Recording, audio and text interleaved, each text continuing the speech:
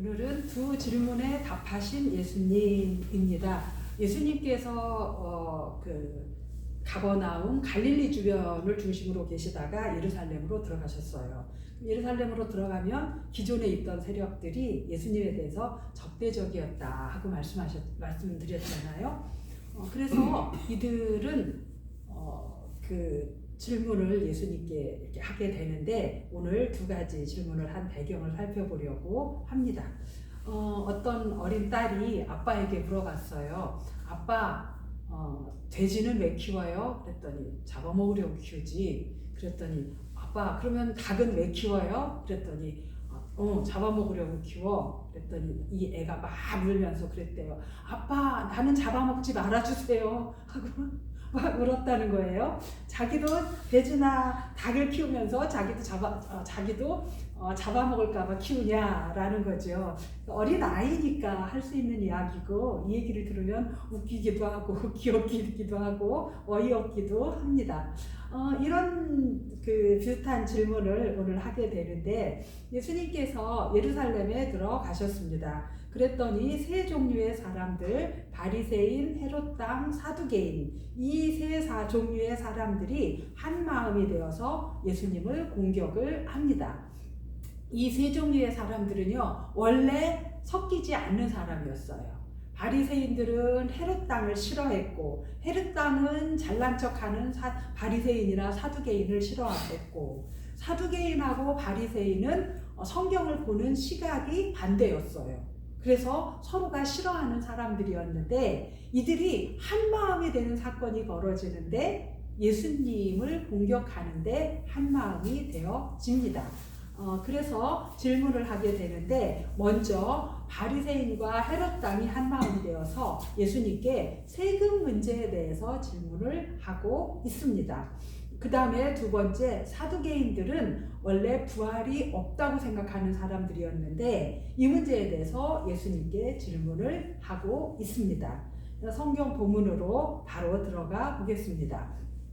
먼저 세금 문제를 질문한 바리새인과 헤롯 왕에 관한 질문입니다.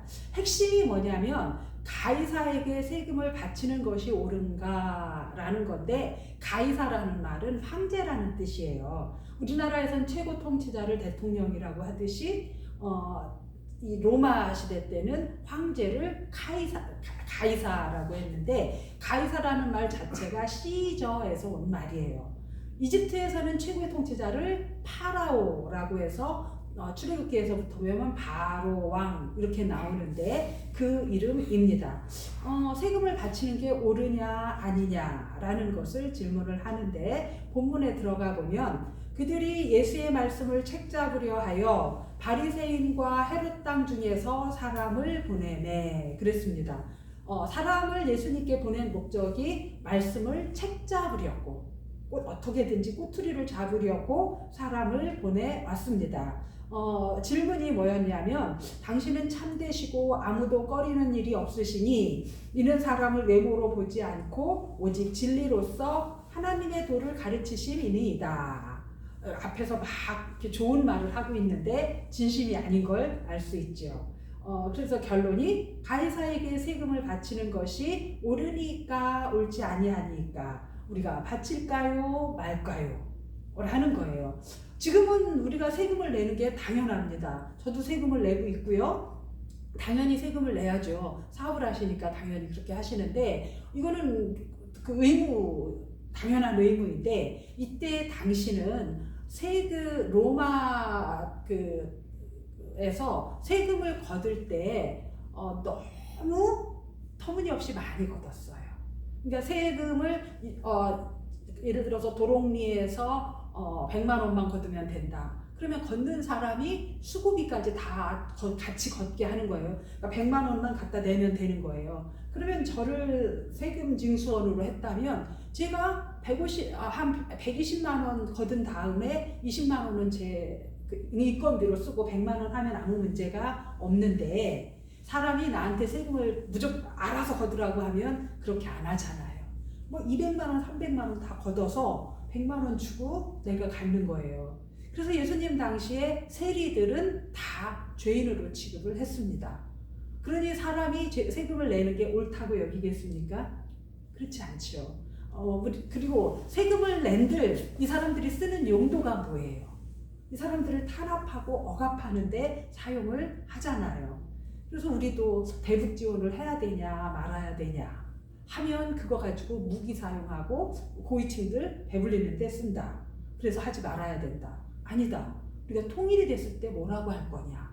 니네는 배 두드리며 살고 우리 굶을 때 안 돌보고 안 돌봐줬지 않느냐. 이렇게 하면 안 되고 인도적인 차원에서 그래도 도와주는 게 맞다. 뭐 이런 의견들이 있을 수 있듯이 이때 당시에도요. 세금을 내야 한다, 내지 말아야 된다가 굉장히 팽팽하게 맞서고 있었어요.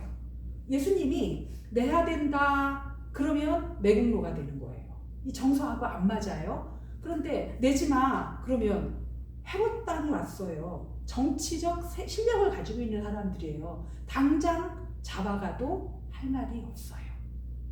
그래서 예수님이 이렇게 대답해도 걸리고 저렇게 대답해도 걸리는 거예요. 준비된 질문이지요.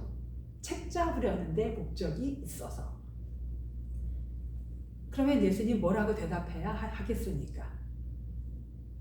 내라고 해야 될까요? 말라고 해야 될까요?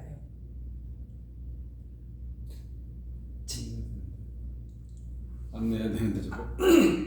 그러면 지금 안 내야 된다고 말하기만 해봐 하고 헤롯 땅이 기다리고 있다니까요. 그래도 그래야죠. 아마도 제자들이 또 굉장히 궁금했을 거예요. 예수님께서 뭐라고 하시느냐면 예수께서 그 외식함을 아시고라고 합니다. 이 말은요, 외식한다라는 건 겉으로만 꾸민다라는 뜻인데 여기에서의 외식함이라는 건 위선적으로 일부러 나를 시험하려고 하는 거를 알고 이들이 정말 궁금해서 물어보려는 의도가 아닌 걸 아시고 어찌하여 나를 시험하느냐 그러더니 데나리온 하나를 가져다 나한테 좀 갖다 줘봐라.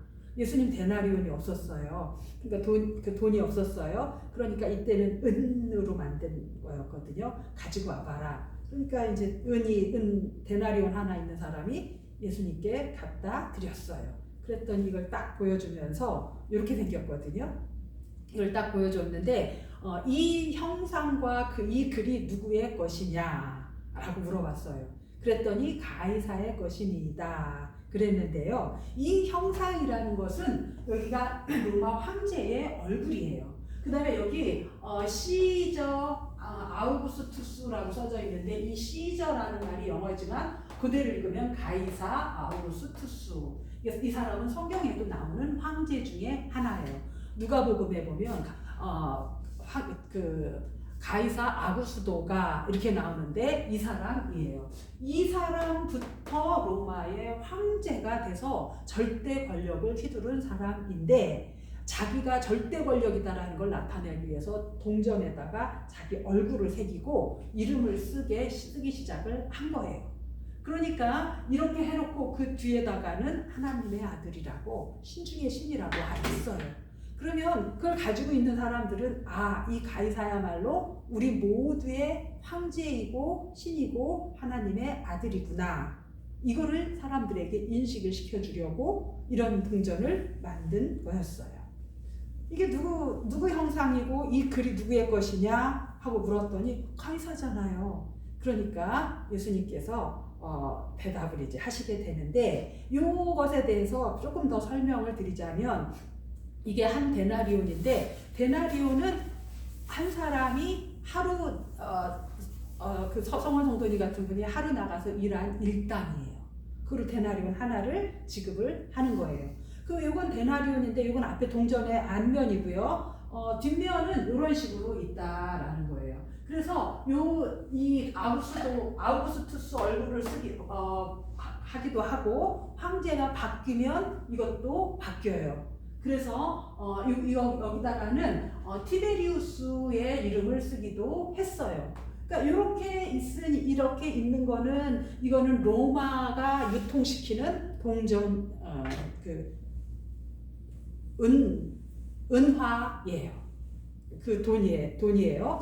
그 다음에 이 유대인들이 쓰는 돈은 어떻게 생겼냐면 이렇게 생겼다라고 하는데 동그란 거 다 이렇게 떨어져가지고 요거밖에 안 남았어요. 원래 동그란데 그래서 요거 그를 로마 황제의 얼굴이 그려진 것을 하나님 앞에 세금으로 바칠 이렇게 성전 헌금할 때 헌금할 수 없으니까 바꿔서 헌금을 한 거예요. 그래서 예수님께서 예루살렘에 성전에 들어가서 맨 처음 하신 일이 성전을 다 둘러엎고 돈 바꾸는 사람, 비둘기 파는 사람 상을 둘러 엎으셨잖아요. 그게 이런 돈으로 바꿔주는 사람들, 바꿔주면서 수수료 받는 사람들, 이런 사람들의 상을 뒤어 엎어버린 거예요. 이게 이제 유대인들이 쓰는 세겔이라는 돈이고 이게 이제 데나리온이었어요. 그래서 이 모양과 글이 누구의 것이냐 했더니 가이사의 것이다 라고 대답을 하니까 예수님께서 그러면 가이사의 것은 가이사에게, 하나님의 것은 하나님에게 바쳐라 이렇게 얘기를 해요. 그러니까 이들이 할 말이 없어요. 그러고 아무 말도 못하고 더 이상 말을 붙일 수가 없었습니다. 그래서 예수님께서 이렇게 대답을 하셨는데 지금 뭐라고 그러셨느냐면 하나님의 것은 가이사의 것은 가이사에게 바치고 하나님의 것은 하나님에게 바쳐라. 그랬으면 가이사의 형상이 그려져 있으니까 세금으로 그걸 갖다 바치는 게 맞아요. 그러면 하나님의 것을 하나님에게 바쳐라 그랬는데 하나님의 것이 아닌 게 있을까요? 이 세상에 하나님의 것이 아닌 게 어디 있어요? 다 하나님의 것이죠. 아까 사실 이 데나리온 이것도 사실은 하나님이 주신 물질 은으로 만든 거잖아요. 그러니까 하나님의 것이 아닌 게 사실은 없는 거예요. 이렇게 되니까 이 사람들은 그 속사정까지는 다 몰랐지만 하나님의 것은 하나님의 것으로 바쳐야 된다. 그러니까 사실은 우리 자신도 누구에게 바쳐줘야 될 것이다. 하나님에게 바쳐줘야 될 것이다. 라는 것을 말씀하고 있죠. 그리고 또 두 번째 우리가 생각해야 되는 게 뭐냐면 이 동전을 보면서 이 형상과 글이 누구의 것이냐 그랬는데 한 데나리온에는 가이사의 형상과 글이 있어요. 그렇다면 하나님의 이 형상이라는 말이 맨 처음 나오는 게 어디냐면 창세기 1장 27절입니다. 창세기 1장 27절 같이 읽어보시겠습니다. 하나님 자기 형상고 하나님의 형상대로 사람을 창조하시되 남자와 여자를 창조하시고 우리들을 만들 때 하나님의 형상대로 만들었다는 거예요. 그러니까 이 을에다가 이 로마 황제의 얼굴을 새겼다면 우리에다가는 하나님의 형상을 새겼다는 거예요. 그러면 뭐 하나님도 우리처럼 눈 2개, 코 하나 뭐 이렇게 있는 게 이거 아니고 하나님의 특성들이 우리에게 있다는 거예요. 하나님을 닮게 우리가 만들어졌다라는 거예요. 그래서 하나님의 형상대로 우리를 창조하셨으니까 우리는 결국 어떻게 되느냐? 가이사의 것은 형상이 그려진 대로 가이사에게 바쳐진다면 하나님의 형상이 새겨진 우리는 하나님의 것으로 바쳐져야 된다 하는 거죠. 그러면 하나님의 것으로 어떻게 바쳐지느냐? 뭐 저처럼 목사가 돼서 평생 뭐 이렇게 교회에서 목회를 하는 거구나, 아니면 뭐 저 어려운 나라에 선교를 가는 게 하나님께 바쳐지는 거냐? 그런 게 아니고 오늘 내가 하는 일들을 통해서 하나님이 살아계시구나 하는 거를 느낄 수 있으면 그게 하나님의 형상이 드러나는 거죠. 그래서 우리 가끔 그럴 때 있잖아요. 남편한테 한번 대들고 싶고 한번 진짜 나도 한마디 하고 싶은데 내가 그러면 하나님이 좋아하겠어 하고 한번 참아주고 봐주잖아요. 저는 그게 제 삶에서 하나님의 형상이 드러나는 일이라고 생각을 합니다.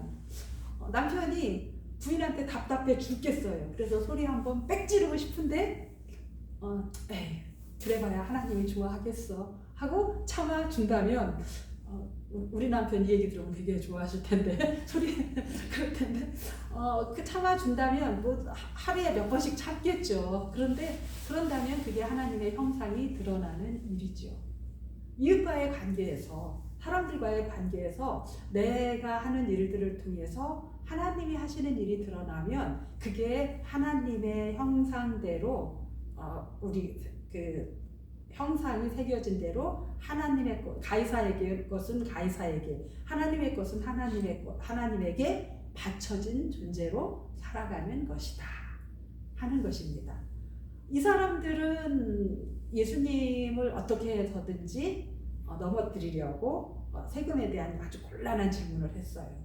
그런데 그 질문을 통해서 예수님께서는 우리에게 더 깊은 하나님의 나라의 진리를 말씀해주고 계신 것입니다. 이제 이 최고의 지식인이라 자부했던 바리새인들이었어요. 바리새인들은 오늘날의 최고의 지식인들을 가리키는 거니까 이 사람들은 하나님에 대해서 잘 몰랐어요. 그래서 어떻게 했느냐? 우리가 하나님의 형상이 새겨진 존재라는 것을 몰랐던 거죠.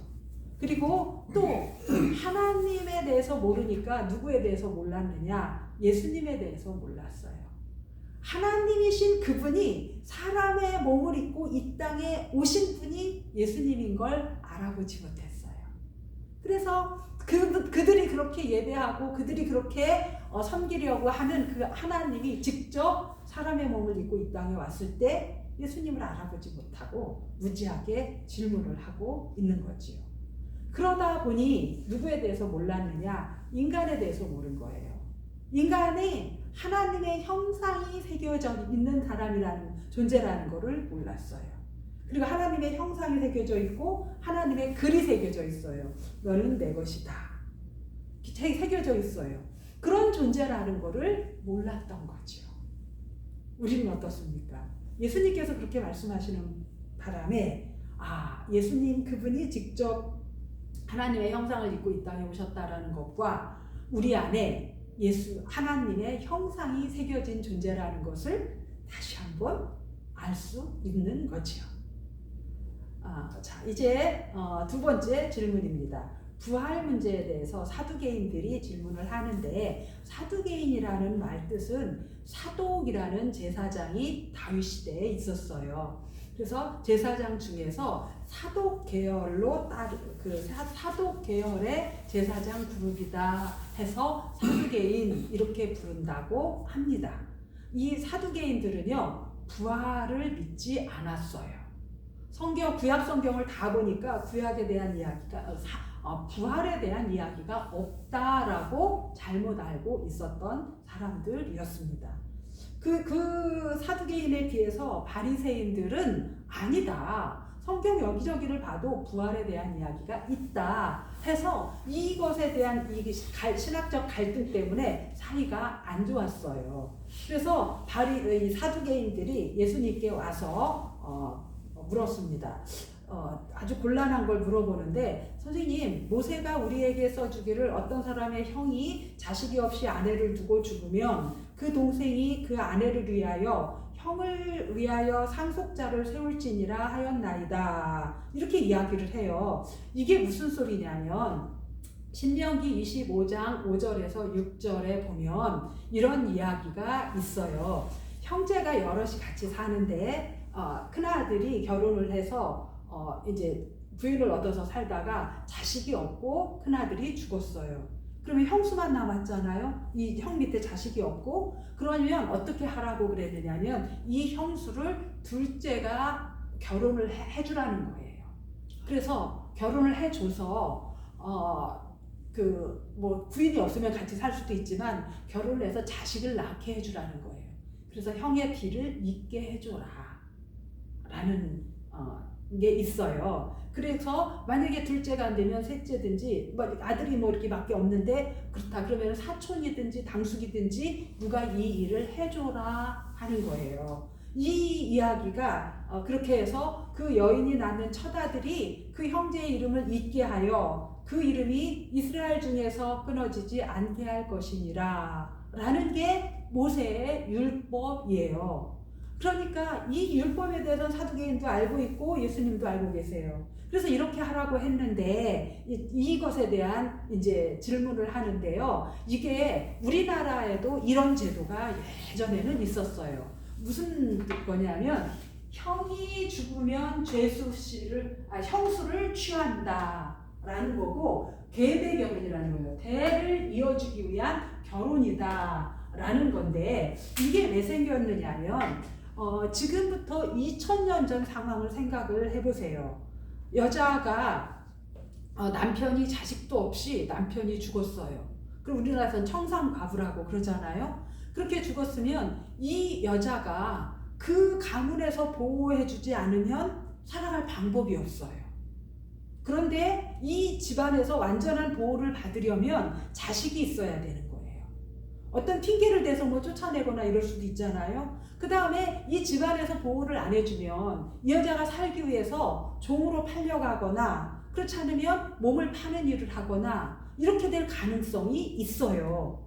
혹은 아주 안 좋은 걸로 이들이 싫어하는 걸로 어떻게 할 수도 있느냐면 한 사람밖에 없는데 뭐 사촌이나 삼촌이 이렇게 하지 않으면 이 가문의 재산이 이 여자가 다른 이방인하고 결혼하면 그쪽으로 넘어갈 수도 있는 문제예요. 그래서 하나님께서는 이런 것들을 위해서 첫째 대를 잇게 하기 위해서 이 형의 대를 이어서 메시아가 어느 가문으로 어떻게 될지 모르니까 계속 가문을 대를 이어가게 하기 위해서 이 형사 취수 제도를 해라, 계대 결혼을 해라 라고 신명기에서 말씀하신 거고, 두 번째는 말씀드린 것처럼 여성을 보호하기 위한 거고, 또 세 번째는 재산의 경계가 넘어가지 않게 하려고요.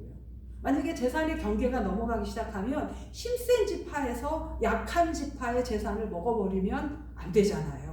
그러니까 서로 살아갈 수 있게 하기 위해서 2000년 전에는 이런 제도가 있었단 말이에요. 한국에? 아니 우리나라에도 조금 있었지만 성경에서 이걸 아예 율법으로 명령을 하고 있어요. 그래서 이것을 가장 극명하게 드러내고 있는 게 룻기라는 성경이에요. 룻기에서 시아버지 남편 두 아들 둘이 다 돌아가신 며느리하고 시어머니하고 며느리가 들어왔을 때 그것을 가까운 친척이 이행을 해서 대를 잇게 해주고 있어요.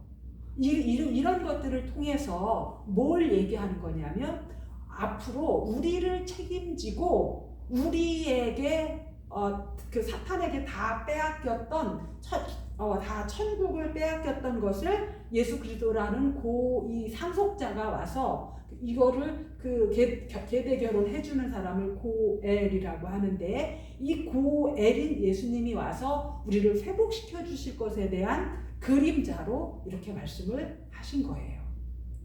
그래서 이런 제도가 있는데 이걸 갖고 이제 예수님한테 꼬투리를 잡아서 뭐라고 하냐면 7 형제가 있었습니다. 그런데 마지가 결혼을 해서 이제 예를 들면 하면서 하는 얘기가 형이 죽었어요. 그래서 둘째하고 결혼했는데 죽었고 셋째, 넷째, 7째까지 다 죽었어요. 그러면 이 7째까지 다 죽으면 이 여자는 큰아들부터 7째 아들까지 다 한 번씩 결혼했으면 부활 때 그들이 살아날 때 이 여자는 누구 아내가 되어야 되겠습니까? 라는 거예요. 이 여자는 누구 아내인 것입니까? 제일 첫 남편한테 가야 되는 거 아니에요? 첫 남편한테 가야 된다고 생각하잖아요. 그럼 막내는요? 막내는 맨 마지막에 있었던 사람인데요. 이게 그냥 말을 만들려고 한 얘기인데 예수님께 이런 질문을 했어요. 그랬더니 저도 그렇게 생각했어요. 첫 남편한테 가야 되는 거 아니냐 이렇게 생각을 했거든요. 그런데 예수께서 이르시되 너희는 참 성경도 모르고 하나님의 능력도 참 모른다. 오해하고 있는데 사람이 죽은 자 가운데서 살아날 때는 장가도 안 가고 시집도 안 가고 하늘에 있는 천사들과 같다. 그때 가서 천국에서 무슨 결혼이 필요한 거냐. 이 땅에서 자손을 생육하고 번성하기 위해서 결혼이 필요한 거고, 그리고 또 그 결혼 제도 안에서 대를 이어가고 보호하기 위해서 필요한 거지 천국에 가서 이게 왜 필요하냐 하는 거죠. 그러니까 하나님 성경도 하나님의 능력도 참 모르니까 너희가 오해한 거다. 죽은 자가 살아난다는 걸 말할 때 하나님께서 모세에게 나는 아브라함의 하나님이요 이삭의 하나님이요 야곱의 하나님이라고 말한 것을 알지 못하느냐. 이 말은 과거 누구가 중요한 게 아니라 현재가 중요한다고 했듯이 하나님은 죽은 자의 하나님이 아니요 산 자의 하나님이다. 그래서 너희가 지금 성경도 오해했고 하나님의 능력도 오해했기 때문에 나한테 이런 질문을 하고 있다. 아까 돼지는 왜 키워요? 잡아먹으려고. 닭은 왜 키워요? 잡아먹으려고. 아빠 나는 키워서 잡아먹지 마요. 이건 귀엽기나 하죠. 잘 모르니까 너희가 오해하고 있다 하는 겁니다. 이렇게 해서 최고의 성경학자라 자부한 사두개인들의 질문에 대해서 뭐라고 했느냐? 성경에 대해서 오해하고 있다. 그래서 하나님의 능력에 대해서 오해한다. 그러니 뭐를 모른다? 부활에 대해서 오해하고 있다 라는 것을 정확히 짚어주셨습니다. 그렇습니다. 이들이 왜 바리새인 최고의 지식인이고 헤롯 땅 정치적 세력을 갖고 있는 사람이니까 그냥 평범하고 무지한 사람들이 아니잖아요. 사두개인도 그렇고. 그런데 왜 이런 질문을 하고 왜 예수님께 괜히 했다가 그런 너희가 잘 모른다, 오해하고 있다라는 그 말씀을 듣게 되었느냐? 왜 사두개인들은 그랬을까? 예수님한테 왜 그때 당시에 예수님을 몰라보고 그랬을까? 고민을 해보니 기준이 나였기 때문이에요. 내가 기준인 거예요. 하나님에 대해서 좀 알고 하나님을 내 기준에 나를 맞췄으면 괜찮았을 텐데 내 지식과 내 상황에다가 하나님을 맞춘 거예요. 그러니까 무지하게 됐죠. 제대로 모르죠. 그리고 오해하게 되죠. 나만 하면 상대방의 입장이 안 보이죠. 그죠? 자기만 먹는 사람은 상대방이 이 음식을 좋아하는지 싫어하는지가 안 보이잖아요. 이들은 나만 하다 보니까 정작 맞춰야 될 하나님에 대해서는 몰랐던 거예요. 그러니 하나님이 예수님을 보내셨을 때 그 예수님을 몰라봤어요. 나만 나한테 기준을 맞추니까 하나님의 능력도 성경도 오해했어요. 이때 당시에 제일 잘 안다고 생각하는 사람들이, 당연히 제일 잘 알아야 되는 사람들이 그렇게 하다 보니까 성경 지식을 가지고 자기 권위를 세우고 나 이렇게 아는 사람이다 하는데 폼 잡는 데나 사용하고 사람들한테 종교 생활하는 해서 돈벌이에나 사용을 하지 이게 나에게 생명이 되지 않았던 거죠. 잘못하면 저 같은 사람이 빠지기 딱 좋은 상황이죠. 그래서 우리가 이걸 보면서 제가 이 말씀을 준비할 때 저희 큰 외삼촌하고 통화를 하게 됐는데 한참 통화를 하면서 뭐라고 그러셨느냐면 저희 큰 외삼촌은 예수님을 안 믿는 분이신데 이제 제가 논문 쓰는 것 때문에 통화를 또 한 시간 넘게 하면서 뭐라고 그러셨느냐면 지식은 모자라도 의식은 가지고 있어야 된다 이렇게 말씀을 하셨어요. 그래서 제가 그거를 저희 큰 삼촌이 하신 말씀이 이렇게 논문을 쓰는데 필요해서 제가 이렇게 녹음을 했거든요. 녹음을 하면서 제가 다시 들어보면서 그래 오늘 내가 설교 준비하는 게 이거였는데 지식은 모자라도 의식은 가지고 있어야 돼요.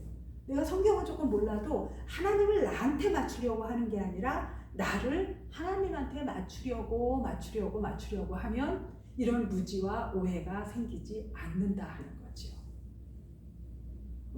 내가 하나님한테 맞추는 게 옳지 어떻게 하나님이 나한테 맞추시겠습니까? 그런데 이 사람들은 그렇게 했던 것입니다. 그래서 2024년 우리가 살아가면서 하나님께 나를 맞춰보자 하는 거죠. 늘 내가 기준이 되면요, 나도 힘들고 내 주변 이웃들도 힘들고 하나님도 힘드셔요. 그 고집을 좀 꺾어서 이렇게 복된 길로 가게 해야 되는데 그걸 안 꺾으니까 하나님도 힘드셔요. 그리고 주변 사람들도 힘들게 되지요. 그래서 이렇게 어떤 그 도전이 들어오고 어떤 내 뜻하고 안 맞는 게 있으면 내가 틀릴 수도 있다. 저 사람 말이 맞을 수도 있다. 라는 것을 한번 돌이켜 봐야 하는 거지요. 그래서 하나님께 나를 맞춰야 된다. 이 사람들은 바리새인들은 내가 옳다. 사두개인 내가 최고다. 이게 꽉 차 있으니 하나님이 아들을 보내도 못 알아본 거예요. 우리도 무조건 내가 옳다.